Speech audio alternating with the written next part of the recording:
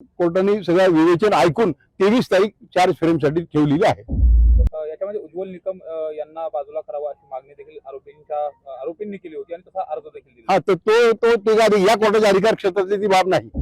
गेल्या वेळेस जे निशाणी 100 जे होतं, आम्ही जास्तीचा पुरावा जो दिलेला आहे त्याच्यावर मी नागपूर खंडपीठाचा एक निकाल कोर्टामध्ये दाखल केला की जास्तीचा पुरावा देताना आम्हाला काही न्यायालयाची परवानगी घेण्याची गरज नाही, हा एक निकाल मी दिला.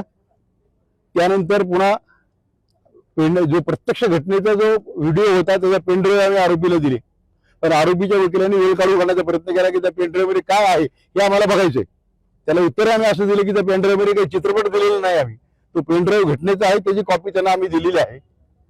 दुसरा मुद्दा त्यांचा असा होता की जो लॅपटॉप की त्यांना परत पाहिजे, परंतु तो लॅपटॉप आम्ही फॉरेन्सिक डिपार्टमेंटला पाठवलेला आहे. तो तिथून तपासून आल्यानंतर त्याचे सगळा तो अनालिसिसचा रिपोर्ट आम्ही कोर्टात दाखल करू. याच्यामध्ये उज्ज्वल निकम यांना बाजूला करावा अशी मागणी देखील आरोपींनी केली होती आणि तसा अर्ज देखील दिला. हा तर तो या कोर्टाच्या अधिकार क्षेत्रातली ती बाब नाही.